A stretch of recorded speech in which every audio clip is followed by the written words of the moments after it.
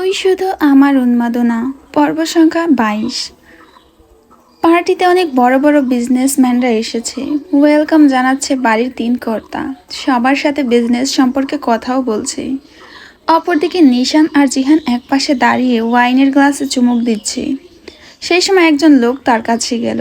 পরনে navy blue sweet, চুলগুলো jail দিয়ে সুন্দর করে সেট আপ করা, মুখে কোনো দাড়ি নেই, বাম হাতে ঘড়ি। সে এসে নিশানের পাশে দাঁড়িয়ে হাত বাড়িয়ে দিয়ে বলল, মিস্টার চৌধুরী কেমন আছেন?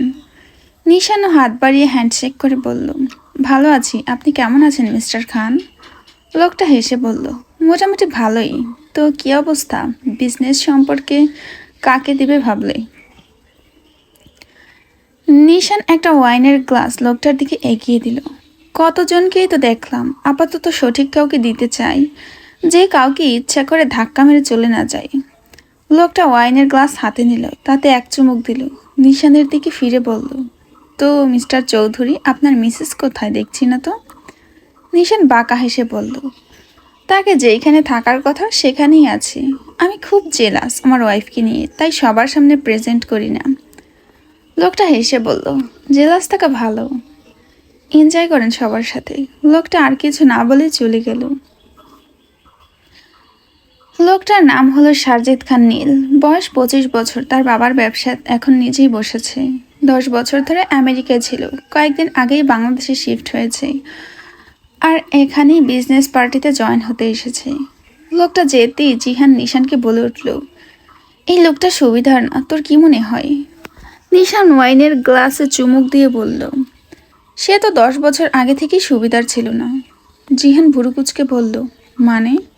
নিশান ওই জায়গা ছেড়ে যেতে যেতে বলল, মানের উত্তর তোর বউয়ের কাছে গিয়ে শোন, কানের কাছে ফ্যান ফ্যান করিস না। বলেই নিশান চলে গেল। নিশানের পিছু পিছু জিহানও গেল। এখানে অভি আর আয়ানও এসেছে। তাদেরও নিজস্ব বিজনেস আছে। অভি আর আয়ান নিশান আর জিহানের কাছে আসলো। আয়ান জিহানকে বলল, কিরে শুনলাম বিয়ে করেছিস? তো করবো না, আজীবন কি চিরকুমার থাকবো নাকি? আয়ান কাঁদো কাঁদো ফেস করে বলল, তো আমাদেরও তো একটু করিয়ে দিতে পারিস। জিহান আগের মতোই বলল, মেয়ে দেখ আর করে ফেল, বিয়েতে বারণ করেছে কি? আয়ান হাসি মুখে বলল, মেয়ে তো পছন্দই আছে, তুই শুধু একটু সেটিং করিয়ে দিলেই হবে। কোন মেয়ে? আয়ান হাত উঁচিয়ে ছাদের একদম কার্নিশে দাঁড়িয়ে থাকা কয়েকটা মেয়ের দিকে ইশারা করলো। জিহান তাকিয়ে দেখলো কয়েকটা মেয়ে আছে। জিহান বলল, কোন মেয়েটা? ওই যে কালো গাউন পরে দাঁড়িয়ে আছে, ওই মেয়েটা। চুলগুলো কত সুন্দর করে ছেড়ে দিয়েছে, মুখে তেমন মেকআপও নেই। ওই মেয়েটার সাথে সেটিং করিয়ে দে ভাই, তোর মামা তো বোন হয় তাই না, দে একটু। আয়ানের কথা শেষ হতেই জিহান ওর দিকে রাগি চোখে তাকিয়ে বলল, কুত্তার বাচ্চা, তুই আমার বউয়ের সাথে সেটিং করাতে চাস? আয়ান অবাক হয়ে বলল, ওইটা তোর বউ? জিহান দাঁতে দাঁত চেপে বলল, তো কি আমার দাদি লাগে? বলেই নিশানকে বলল, আগের বার এর হাত ভেঙেছিলিস, এবার আমি কি করব? নিশান স্বাভাবিকভাবেই বলল, বেশি কিছু না, টুপ করে ছাদ থেকে ফেলে দে।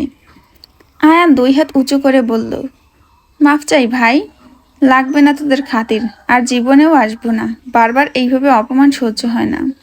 বলে অভিকে নিয়ে সেই জায়গা ত্যাগ করলো। জিহান আর কিছু বলল না, সে সোজা সামিয়ার কাছে চলে গেল। গিয়ে সামিয়ার হাত ধরে টানতে গেল। সামিয়া বলে উঠল, সমস্যা কি, টানছেন কেন এইভাবে? জিহান কোনো কথার উত্তর না দিয়ে সামিয়াকে কোলে তুলে নিয়ে চলে গেল।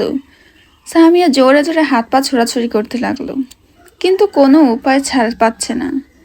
জিহান সামিয়াকে নিয়ে সোজা নিজের রুমে গিয়ে দরজা লক করে সামিয়াকে বেডে চেলে দিল। সামিয়া মাজায় হালকা ব্যথা পেল। সে উঠতে নিলেই জিহান একদম কাছে আসলো। সামিয়ার কোমরের কাছে হাত দিয়ে সামিয়াকে নিজের কোলে বসিয়ে নিল। ছাড়া পেতেই চাচ্ছে সামিয়া, কিন্তু পারল না। কি করছেন আপনি, সরে যান। জিহান দাঁতের দাঁত চেপে বলল, এত সেজে তোকে পার্টিতে যেতে কে বলেছে? আমি যাবো তাতে আপনার কি, ছাড়ুন আমাকে। তোর সাজের 12টা বাজিয়ে তারপর ছাড়বো। বলে জিহান নিজের শুষ্ক ঠোঁট দ্বারা সামিয়ার কোমল ঠোঁট দুটো নিজের দখলে নিয়ে নেয়। সামিয়া ছাড়া পেতে চায়, কিন্তু সে নড়তেই পারছে না, দম বন্ধ হয়ে আসছে। এদিকে জিহান সামিয়ার ঠোঁট ইচ্ছা মতো করে কামড় দিচ্ছে। সামিয়ার ঠোঁটে জ্বালা করছে, রক্ত বের হয়েছে মনে হয়। টানা 10 মিনিট পরে জিহান সামিয়াকে ছেড়ে দিল। সামিয়াকে বেডে ফেলে দিয়ে বলল, তোকে যদি আমি পার্টিতে দেখেছি শিওর খুন করে ফেলবো তোকে। চুপচাপ ফ্রেশ হয়ে রুমে বসে থাক। আমাকে যতটা ভালো ভেবেছিলিস আজ থেকে ততটাই খারাপ। বলে জিহান বের হয়ে গেল। যাওয়ার সময় দরজাটা জোরে বাড়ি দিয়ে চলে গেল। এদিকে সামিয়া কান্না করছে। সে কি করেছে তাকে এমন শাস্তি দেওয়া হচ্ছে? তার বোন তো ওইখানে আছে, তাকে তো কিছু বলছে না। সামিয়া নিজে একটা 3 পিস পরে ওয়াশরুমে ঢুকে গেল। এর হিসাব সে সুদে আসলে তুলে নেবে। সিমি সেই থেকেই রুমে ফোন দেখছে। তাই সিমি এবার ফোন রেখে বেড থেকে নামলো। জারাদের দিয়ে শপিং করে আনা ব্যাগটা হাতে নিল। সেটাতে কি আছে বের করলো। দুটো ড্রেস পেল, একটা মিষ্টি কালারের গাউন আর একটা সাদা রঙের জামা নতুন। সিমি ভুরু কুচকে সাদা জামাটা হাতে তুললো। সে মেরে দেখলো এটা জামা না, শার্টের মতো। সে ফোনে দেখেছে এরকম ড্রেস, যেটা শর্ট হাঁটু পর্যন্ত, আবার এর হাতা অ্যাডজাস্ট করে আছে চিকন ফিতের মতো। পরবে কি পরবে না এগুলো ভাবতে লাগলো। আপাতত নিশান এখানে আসবে না, তাই সে এটা পরার চিন্তা ভাবনা করলো। সিমি শার্টটা নিয়ে দ্রুত ওয়াশরুমে ঢুকে গেল। এখন পরে নিল। পরেই বের হয়ে আসে, আয়নার সামনে দাঁড়িয়ে নিজেকে দেখতে লাগলো। নিজেকে দেখে যেন নিজেই ক্রাশ খাচ্ছে। নিজের ফোন তুলে কিছু ছবি তুলল, এরপর সাউন্ড বক্সে গান চালিয়ে দিল। মিষ্টি 2 তলায় দাঁড়িয়ে আছে। হুট করেই তার পাশে এসে একটা ছেলে দাঁড়ালো। ছেলেটাকে দেখেই মিষ্টি বলল, কেউ দেখেনি তো তোমাকে? না। এখন দ্রুত রুমে ঢুকতে হবে। কোথায় রুম? মিষ্টি এদিক ওদিক তাকিয়ে দেখলো কেউ নেই। ছেলেটার হাত ধরে নিশানের রুমের সামনে আনলো। চারিদিকে ভালো করে দেখলো। আস্তে আস্তে নিশানের রুমের লক খুললো। লক খুলে ছেলেটাকে বলল, আমি একটু পরে আসবো সবাইকে নিয়ে, তার মধ্যেই কাজ খতম করতে হবে, ওকে?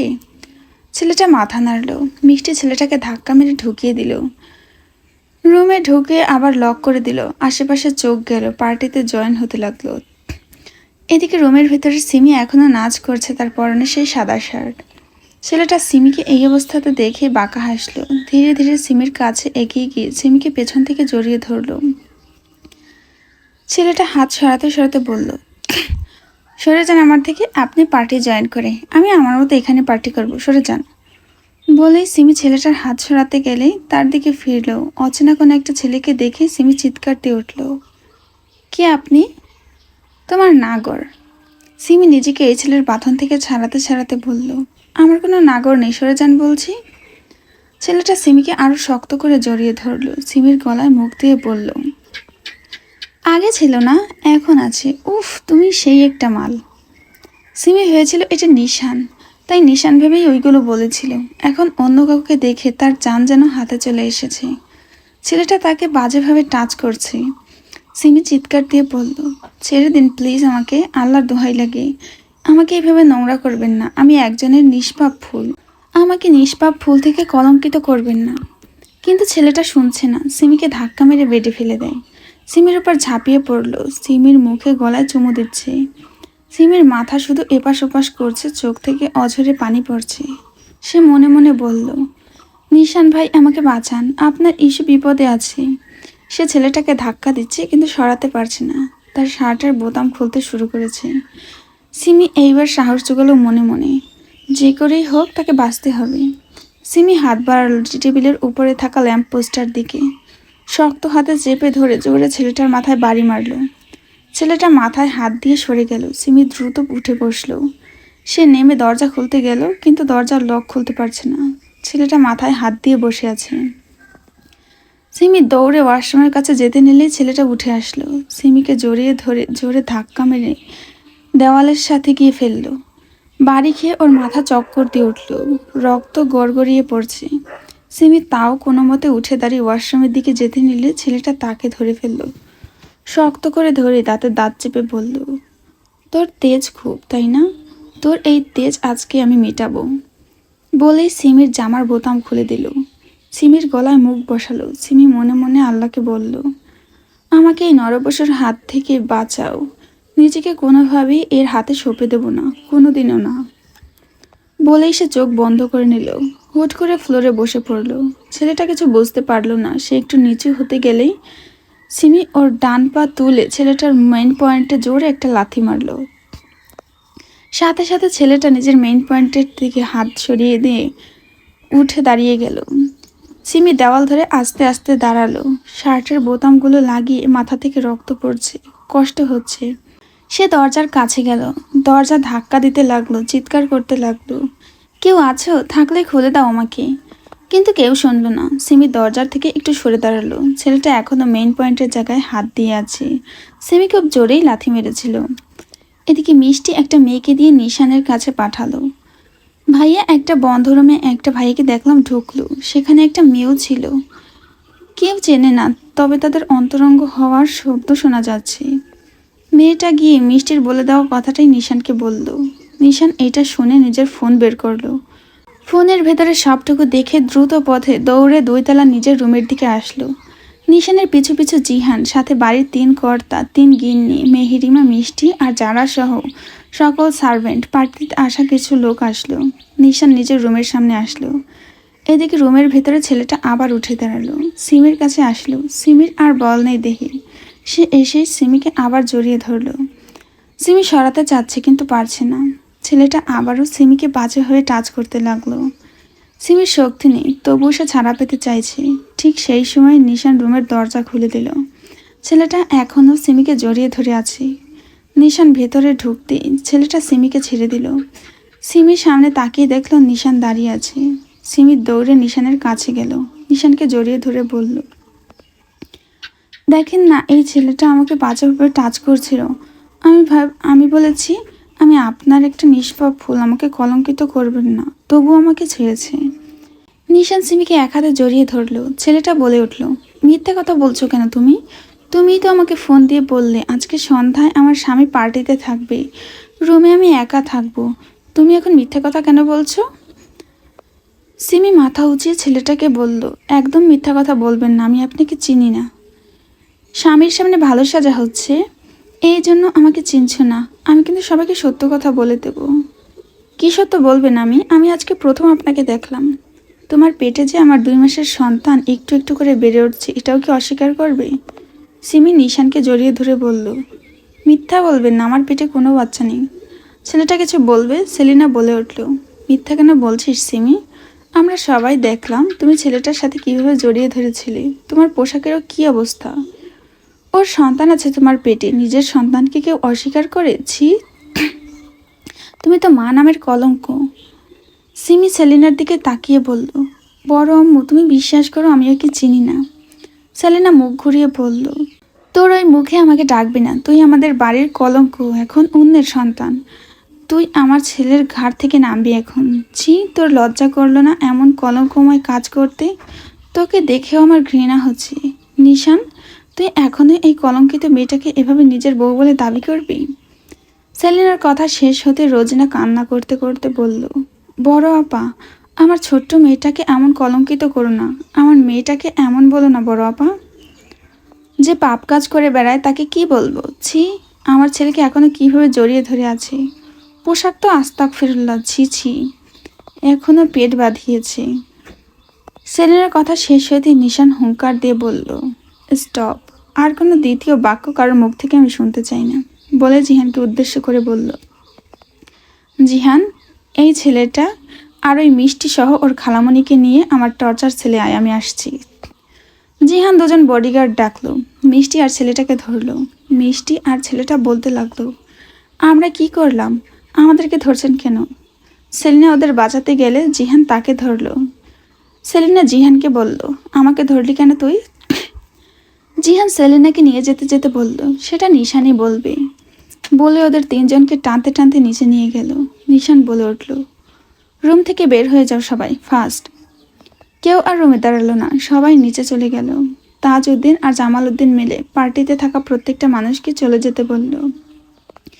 ক্ষমা চাইলো, আজকে পার্টি হবে না এই জন্য। সালাউদ্দিন কিয়ার সাথে মিলে রোজিনাকে সামলাচ্ছে।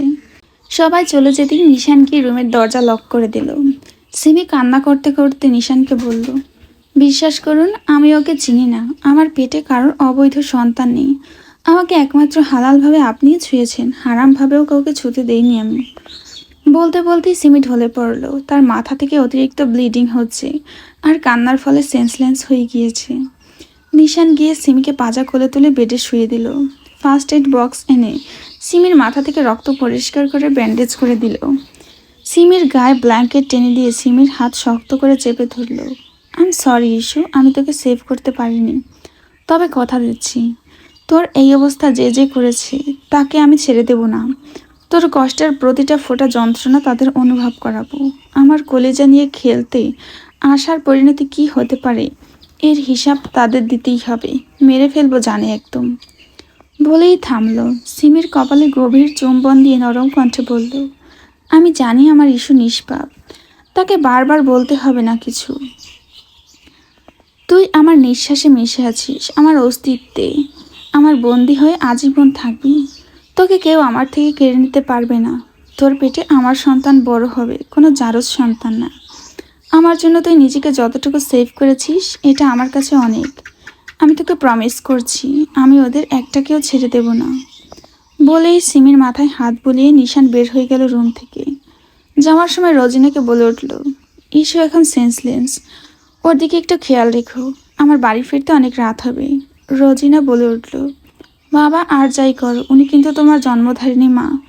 তোমাকে 10 মাস 10 দিন পেটে রেখেছে, 2 বছর বুকের দুধ খাইয়েছে, তোমাকে এত বড় করছে কত স্নেহ দিয়ে।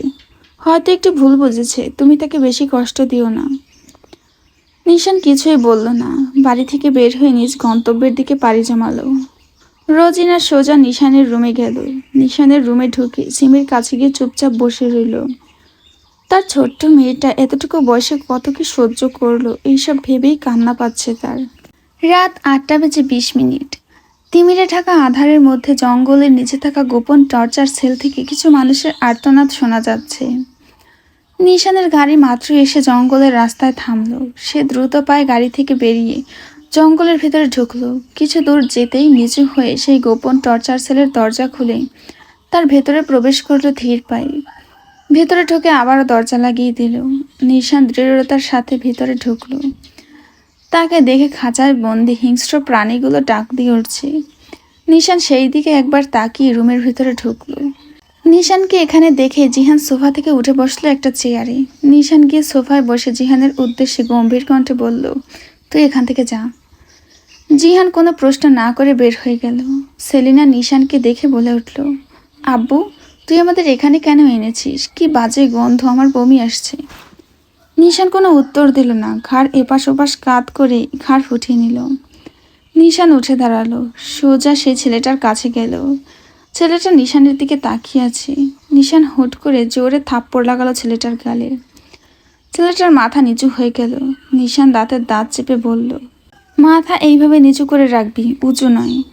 ছেলেটা কিছু বলতে পারছে না, তার হাত পা বাঁধা।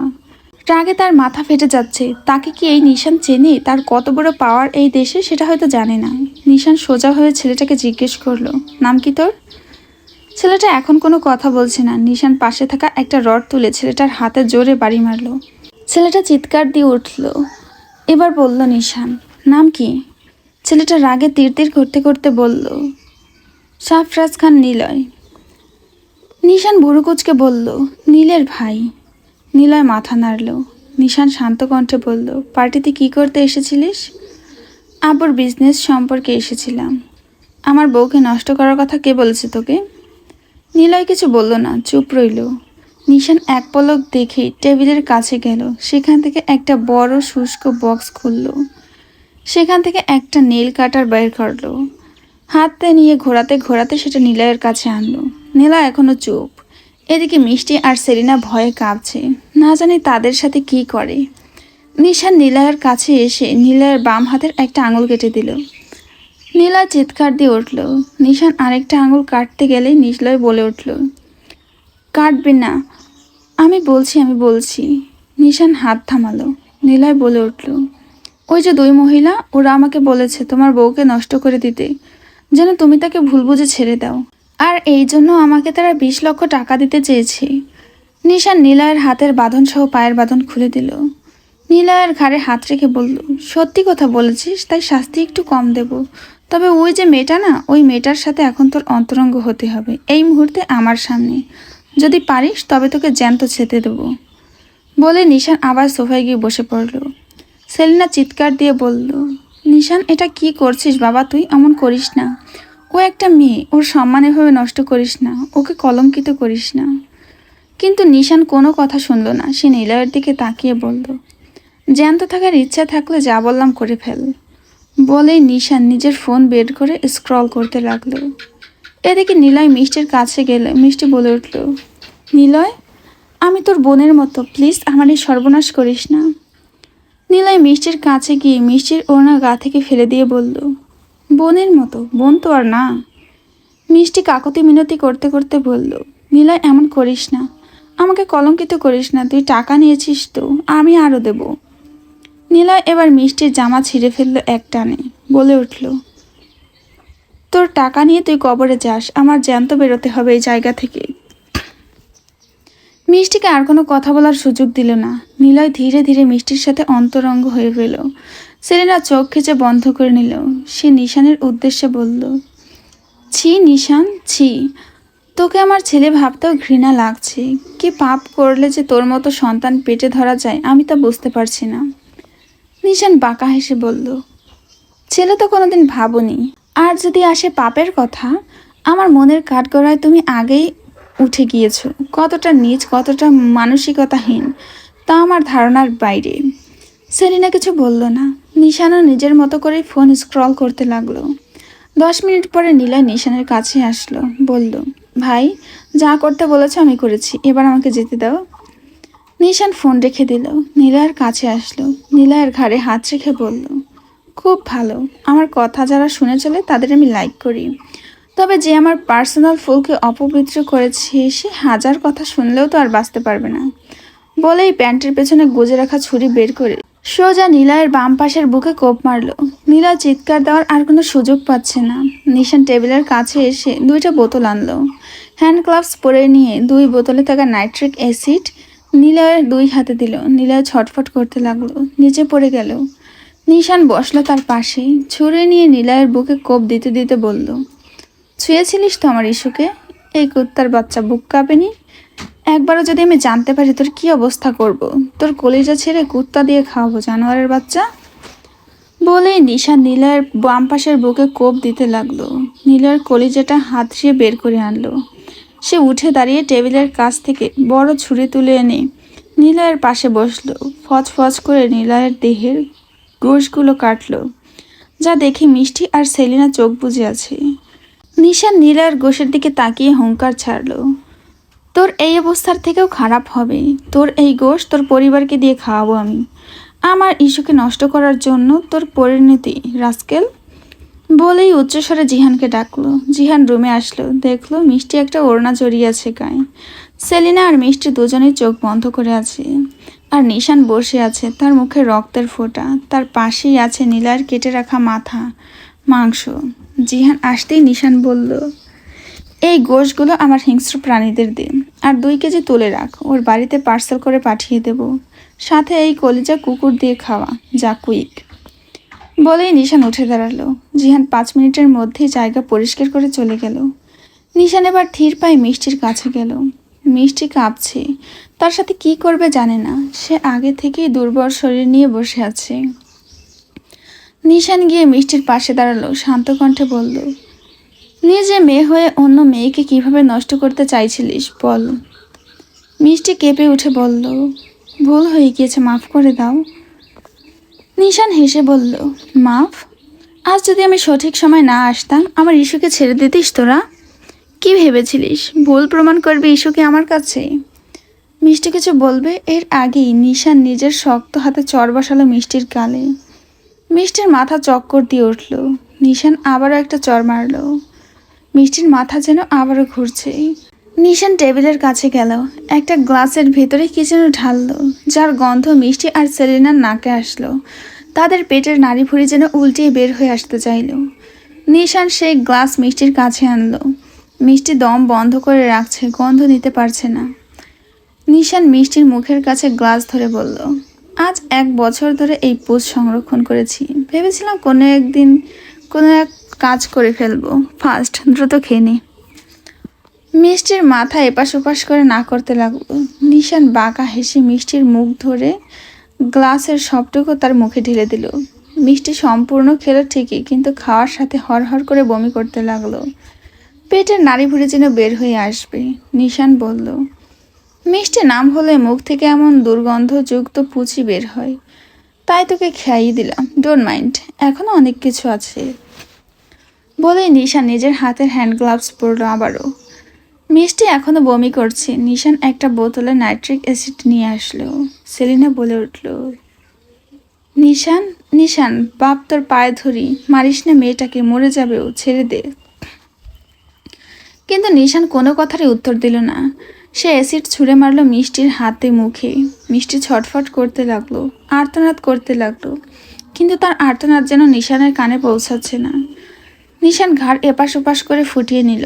মিষ্টির সারা দেহ ঝলসে গিয়েছে। নিশান এসে মিষ্টির হাত পায়ের বাঁধন খুলে দিল।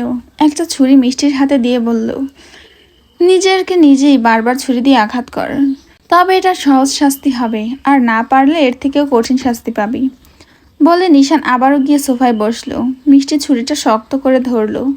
সেলিনার দিকে তাকালো। সেলিনা কান্না করছে, না করছে ছুরি দিয়ে আঘাত করতে। মিষ্টি নিশানের দিকে তাকিয়ে একটা মুচকি হাসি দিয়ে নিজের পেট বরাবর আঘাত করতে লাগলো ছুরি দিয়ে। চারবারের মাথা সে আর শক্তি পেল না, মাটিতে লুটিয়ে পড়ল, হয়তো শেষ নিঃশ্বাস ত্যাগ করেছে। সেলিনা কান্না করছে, যার জন্য এত দূর সে নেই, মারা গিয়েছে। কি নিকৃষ্টভাবে খুন করা হলো তাকে। সেলিনার কান্নার মধ্যে নিশান বলে উঠল, সেলিনা চৌধুরী, আপনার ওপিনিয়নগুলো আমাকে বলেন তো একটু, মানে আমার বউকে নিয়ে আপনার এত সমস্যা কোথায়। সেলিনা কান্না থামালো, নিশানের দিকে তাকিয়ে চিৎকার দিয়ে বলল, ঘৃণা করি আমি সিমিকে, শুধু ওর জন্য আমি তোকে 10 বছর কাছে পাইনি। 10 বছর দূরত্ব গুজিয়ে রেখেছিলি আমার থেকে। যেই বয়সে আমার ছেলে মায়ের আদর স্নেহের দরকার ছিল, সেই বয়সে আমার ছেলেকে শুধু ওই মেয়ের জন্য মেরে রক্তাক্ত করে বিদেশ পাঠানো হয়েছিল। আমি মা কিভাবে ভালোবাসবো সেই অসহ্যকর মেয়েকে। নিশান গম্ভীর কণ্ঠে বলল, মানলাম, এই জন্যই। তবে আমি তাকে নিয়ে যদি সুখী থাকি, তবে আমার সুখে থাকার অক্সিজেন কেড়ে নিতে কেন চাচ্ছেন? কারণ তোর পাশে আমি ওই সিমিকে সহ্য করতে পারি না। সহ্য করার কি না করার কি আছে? বিয়ে করেছি, বাসরও করেছি, কয়েকদিন পর বাচ্চাও পয়দা করব আমি। এইগুলো আমি সহ্য করতে পারি, তো আপনার সহ্য না করার কারণ? তোর পাশে ওকে মানতে পারি না, আমি সিমিকে সহ্য করতে পারি না, ভালোবাসি না, এটাই মূলত কারণ। নিশান উঠে দাঁড়ালো। ঘৃণা থাকা ভালো, তবে এতটা পরিমাণ যার জন্য একবার আমার ইস্যুকে জঙ্গলের মধ্যে রেখে এসেছিলেন, তো একবার আমার ইস্যুকে নোংরা করতে চেয়েছিলেন। আরে মা নামের তো কলঙ্ক আপনি নিজেই। নিজের হাতে নিজের ছেলের বেঁচে থাকার অক্সিজেনকে কেড়ে নিতে চেয়েছেন, মারতে চেয়েছেন। ভেবে দেখেছেন একবারও ও না থাকলে আপনার ছেলে আদৌ বাঁচবে কি না? নিশান থামলো, খানিকক্ষণ পরে দাঁতে দাঁত চেপে বলল, ভুল করেছেন, অনেক বড় ভুল। আমার ইস্যুকে আমার থেকে কেড়ে নেওয়া উচিত হয়নি আপনার। ইস্যু একান্তই আমার, আমার পার্সোনাল প্রপার্টি। এতটাই পার্সোনাল যে ওর কিছু হলে এই তানভীর চৌধুরীর নিশান ধুলোয় মিশে যাবে। সে যে তার ইস্যুকে ছাড়া বেঁচে থাকার কল্পনাও করতে পারে না। বলে এখন একটা অ্যাসিডের বোতল নিয়ে তার মায়ের কাছে আসলো। সেলিনা বলে উঠল, এখন কি নিজের মাকেও মারবি? মেরে ফেল, সামান্য একটা মেয়ের জন্য পাগল হয়ে মাকেও মার। নিশান বাঁকা হাসল। পাপী আপনি হতেই পারেন, যে নিজের ছেলেকে কষ্ট করে জন্ম দিয়েছে, বড় করেছে, আবার সেই ছেলেকে গলা টিপে হত্যা করতে চেয়েছে। বেশি কিছু করব না, আপনার একটা হাত আর একটা পা, আপনার অর্ধেক মুখ পুড়িয়ে দেব, যেন নিজের ছেলেকে হত্যা করার আগে 10 বার ভাবেন যে তাকে তো আমি নিজেই পেটে ধরে মানুষ করেছি। বলেই নিশান আর দাঁড়ালো না। তার মায়ের বাম হাত বাম পা সহ বাম পাশের মুখে নাইট্রিক অ্যাসিড দিয়ে দিল। সেলিনা চিৎকার দিয়ে উঠল। সাথে সাথে সেলিনার জায়গাগুলো ঝলসে গেল। নিশান বলল, এটাই লাস্ট চান্স। দ্বিতীয়বার এমন করলে আমি বুকে ছুরির আঘাত করতে দ্বিধাবোধ করব না। বলেই নিশান বের হয়ে গেল। জিহান বাইরে দাঁড়িয়েছিল। নিশান সেদিকে পাত্তা না দিয়ে সোজা বের হয়ে গেল টর্চার সেল থেকে। জিহান রুমে গেল, সেলিনার হাত পায়ের বাঁধন খুলল। সেলিনাকে ধরে টর্চার সেলের বাইরে এনে নিজের গাড়িতে নিয়ে হাসপাতালের দিকে রওনা দিল। নিশান নিজের গাড়িতে বসে বাড়ির উদ্দেশ্যে রওনা দিল। তার রাগ এখনো কমেনি, মাথা ফেটে যাচ্ছে। ফুল স্পিডে গাড়ি চালাতে লাগলো নির্জন রাস্তার মধ্য দিয়ে আধার রাতে। ভাই, ভাই। বডিগার্ডের কণ্ঠ শুনে নীল উঠে দাঁড়ালো, প্রশ্নবোধক চাহনিতে তার দিকে তাকাতেই। বডিগার্ড বলল, ভাবির উপরে যে অ্যাটাক করেছিল সে আপনার ছোট ভাই নিলয়। নীল চোখ বন্ধ করে নিল কিয়ৎক্ষণ, পরে বলল, বেঁচে আছে কি? খুন করা হয়েছে তাকে। একটা পার্সেল আসছে যেটাতে নিলয় ভাইয়ের মাংস আর একটা চিরকুট, সেখানে লেখা নিলয়ের মাংস। নীল একটা দীর্ঘশ্বাস ফেলে বলল, যেটা হয় ভালোর জন্যই হয়। নিশান ওকে না মারলে আমি নিজ হাতে খুন করতাম। যেই মাংসটুকু দিয়ে গিয়েছে ওগুলোকে কবর দেওয়ার ব্যবস্থা কর। আর পুলিশদের ঘুষ দিয়ে বল আত্মহত্যা করেছে, ট্রেনের তলে পড়েছে, ধামাচাপা দিয়ে দে। বলেই নীল উঠে চলে গেল বাড়ির ভেতরে। বডিগার্ডটা যেতে নিলেই আরেকটা বডিগার্ড বলে উঠল, জীবনে এই প্রথম একটা মানুষ দেখলাম যে নিজের ভাইয়ের খুনিকে কিছু বলবে না, আবার সেই খুনকে ধামাচাপা দিতে বলছে। ওদের কথা শুনে বডিগার্ড দাঁড়িয়ে বলল, নীল ভাই কেমন তার সাথে 2 বছর থাকলে বুঝে যাবে। আমি তো আজ 6 বছর ধরে আছি, তোমরা তো মাত্র 1 বছর হয়েছে। লোকটা বলে উঠল, থাকা না থাকার প্রশ্ন আসবে না। একটা মেয়ের জন্য কিভাবে মারতো নিজের ভাইকে। গার্ডটা হেসে বলল, এই নীল ভাইয়ের বেঁচে থাকার একমাত্র অক্সিজেন ওই মেয়েটা। তাই তাকে নিয়ে কেউ খারাপ কথা বললে সে 1 সেকেন্ডের ভেতরে লাশ বানিয়ে দেয়। বলেই আর দাঁড়ালো না বডিগার্ড, সে নিজের মতোই কাজে চলে গেল। লোক দুটো আর কথা বলল না, নিজেদের কাজে চলে গেল। এদিকে নীল নিজের রুমে গেল। তার দেওয়াল জুড়ে শুধুই সিমির ছবি। নীল একটা বড় ছবির সামনে গিয়ে দাঁড়ালো, যে ছবিটাতে সিমি স্কুলে পড়তো সেই সময়ের ছবি। স্কুল ড্রেস পরা, 2 পাশে বেনুনি করা চুল সামনে এনে রাখা, নদীর পাড়ে হাত মিলে দাঁড়িয়ে আছে। নীল সেই ছবিটার দিকে তাকিয়ে হেসে বলল, তুমি শ্যামলা নও, তবুও তোমাকে আমার শ্যামা বলে ডাকতে খুব ভালো লাগে। দেখো শ্যামা, সেই ছোট থেকে তুমি কত বড় হয়ে গেলে। তোমার কি আদৌ মনে আছে তোমার নীল ভাইয়ের কথা? আমি দীর্ঘদিন পরে এসেছি শুধু তোমাকে দেখতে। তুমি বিয়ে করেছো শুনেছি, জোর করে বিয়ে করেছিল, নিয়ে যেতে চেয়েছিলাম আমার সাথে, কিন্তু আজকে দেখলাম তুমি ভালো আছো কারোর সাথে। বলে থামলো নীল, নরম কণ্ঠে বলল, আমি দূর থেকে তোমাকে দেখবো শ্যামা। তুমি ভালো থেকো অন্যের কাছে, আমার হৃদয়ের শ্যামা পাখি হয়ে। আমি না হয় প্রোটেক্ট করব দূর থেকে তোমাকে সকল বিপদ হতে। বলেই নীল নিজের চোখের কোণে আসা পানিটুকু হাত দিয়ে মুছে ফেলল। আর দাঁড়ালো না, সোজা ওয়াশরুমের ভেতরে ঢুকে পড়ল।